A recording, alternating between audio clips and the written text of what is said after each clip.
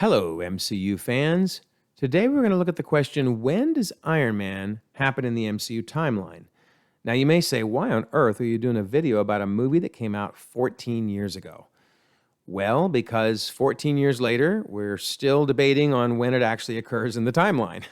So, this video is going to look at a couple of different options for when it would occur and to let you decide. I'd love to know after you've watched this if you can put something in the comments letting me know when you think it happens. So let's dive right into, when does Iron Man happen in the MCU timeline? Now, I always like to look at the Disney Plus timeline. I know some people have issues with it, but certainly it's a good first place to start. And in this case, there's really no controversy here. It's placed between Captain Marvel and Iron Man 2.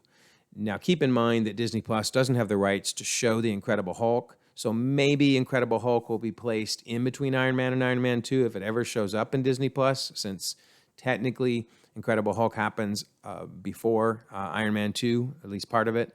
But regardless, really no controversy here. So then the question is, what year does Iron Man happen?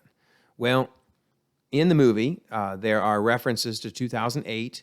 And in fact, the presumption was that all the movies are happening in the year they were released.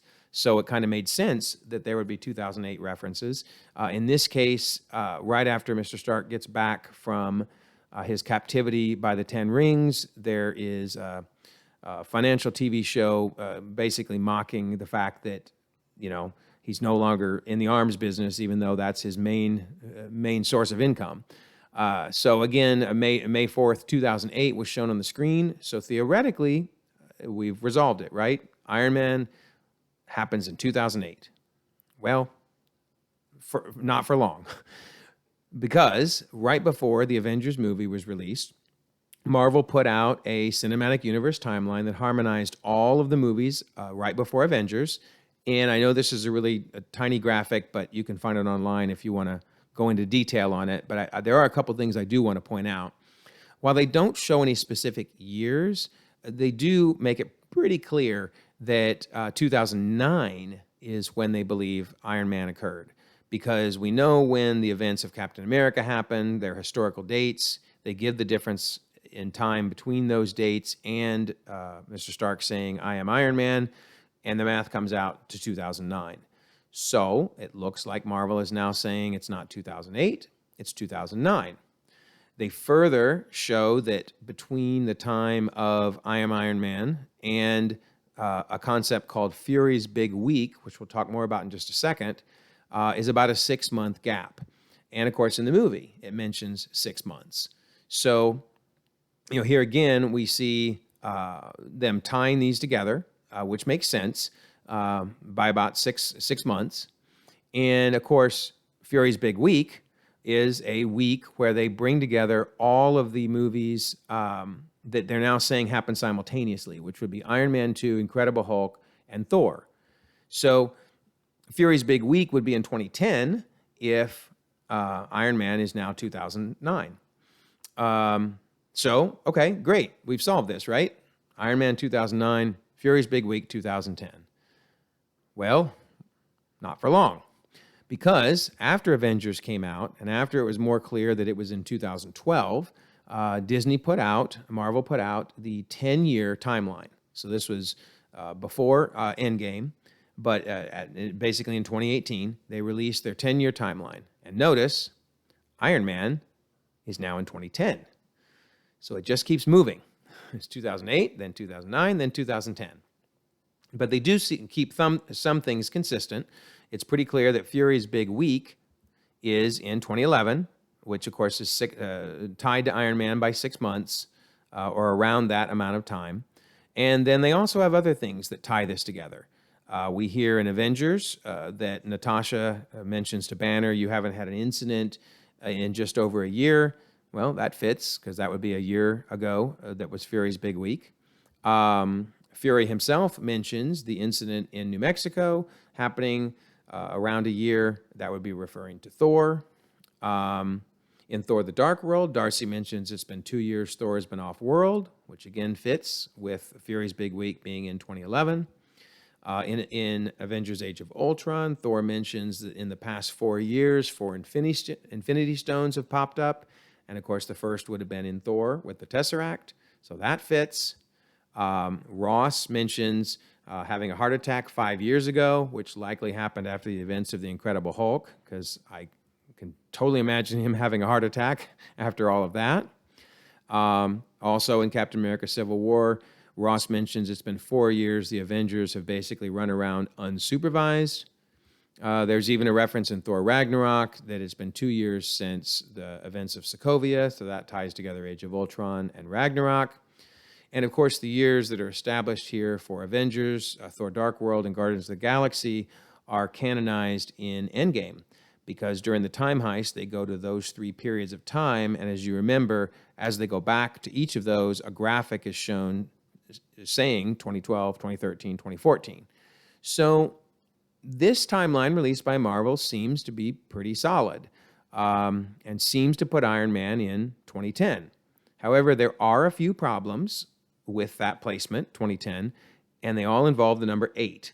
In fact, it seems anytime the number 8 is involved, there are issues. The most notoriously, of course, is the 8 years later graphic in Spider-Man Homecoming, implying that Avengers happened 8 years ago. We knew right when we saw it that wasn't right, and Marvel has since accepted that that mistake. It's more like 4 years, but yeah, number 8 causing them problems. In the same movie, Spider-Man Homecoming, though, the Happy Hogan mentions holding on to Mr. Stark's engagement ring since 2008. Well, since Iron Man, Stark, and Pepper seem to start dating in the Iron Man movie, it would raise a question of why did he buy an engagement ring in 2008, and are they now trying to say Iron Man is really back in 2008? It could be. Of course, again, Homecoming had the other major mistake with the number 8, so who knows whether to believe this or not, or maybe Tony Stark is so impulsive he bought an engagement ring because he just knew he and Pepper were going to get together. Who knows, right? But the real issue with the number 8 is when the Vision makes a comment that it's been 8 years since Mr. Stark revealed to the world, I am Iron Man. Well, that would put it again back to 2008. So that's a big reason a lot of people still put it in 2008, even though Marvel has now said with this timeline, hey, it's 2010. This 8-year number is a real stickler. The only reason I would say that I would give less merit to the 8-year comment here and more to putting Iron Man in 2010, it's just my opinion, but is this timeline was put out after Civil War. So they were aware of Vision's comment when they put this out, yet they still put Iron Man in 2010. But also, I think it's very important that the narrative flow rules over everything.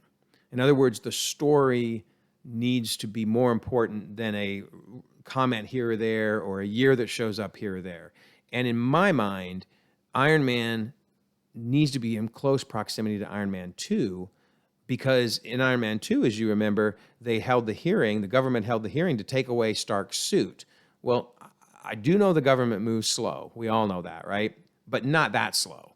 I mean, basically, you have a civilian with a weapon far more powerful than most of what the government has, if not everything the government has.